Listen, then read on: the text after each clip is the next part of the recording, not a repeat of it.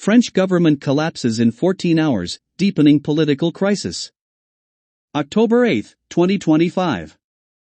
France's new Prime Minister Sébastien Lecornu and his government resigned on Monday, hours after Lecornu announced his cabinet lineup, making it the shortest-lived administration in modern French history and deepening the country's political crisis.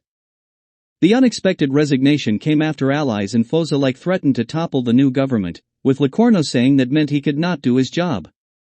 The announcement drove stocks and the euro sharply lower. Opposition parties immediately urged President Emmanuel Macron to resign, or call a snap parliamentary election, saying there was no other way out of the crisis. Lecornu, who was Macron's fifth prime minister in 2 years, stayed in the job for only 27 days.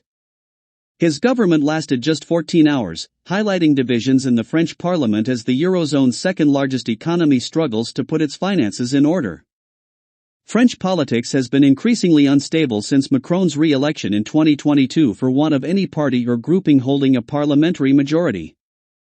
Macron's decision to call a snap parliamentary election last year deepened the crisis by producing an even more fragmented parliament. The centrist president could now call new snap elections, resign or try to appoint yet another prime minister, who could be a politician or a technocrat. In past months, Macron, whose mandate runs until May 2027, has repeatedly ruled out stepping down or calling elections. He is yet to react publicly to Lecornu's resignation. In the opposition, many rushed to ask for Macron to call new snap parliamentary elections or quit. This joke has gone on long enough, the farce must end, far-right Rassemblement National leader Marine Le Pen said. Mathilde Panot, of the hard-left France Unbowed, said, "The countdown has begun. Macron must go." David Lisnard, of the Conservative Republicans, was also among those who called on Macron to leave. The Republicans' party chief Bruno Retailleau, the outgoing interior minister, whose tweet lashing out at the cabinet lineup on Sunday was key in the latest crisis, was more cautious, saying the ball was in Macron's camp and he must speak soon. "If there is a deadlock, then we will have to return to the voting booth. But I think there are other ways before it comes to that," he told TF1 TV. To explain why he could not go forward and strike compromises with rival parties, Lecornu blamed the egos of opposition politicians who rigidly stuck to their manifestos, while those inside his minority coalition were focusing on their own presidential ambitions.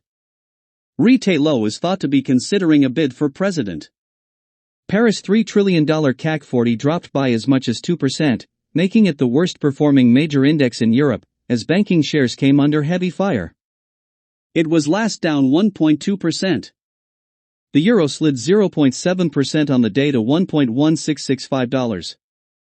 Lecornu's two predecessors were brought down by Parliament over efforts to rein in France's public spending at a time when ratings agencies and investors are watching closely. France's debt has risen to 113.9% of gross domestic product, while the deficit was nearly double the European Union's 3% limit last year. France has rarely suffered a political crisis so deep since the creation in 1958 of the Fifth Republic, the current system of government. The 1958 Constitution was designed to ensure stable governance by creating a powerful and highly centralized president endowed with a strong majority in parliament, and to avoid past instability. Instead, Macron, who in his ascent to power in 2017 reshaped the political landscape, has found himself struggling since 2022 with a fragmented parliament. France is not used to building coalitions and finding consensus. By Reuters, story by Elizabeth Pinot, Michelle Rose and Ingrid Melander, October 7, 2025.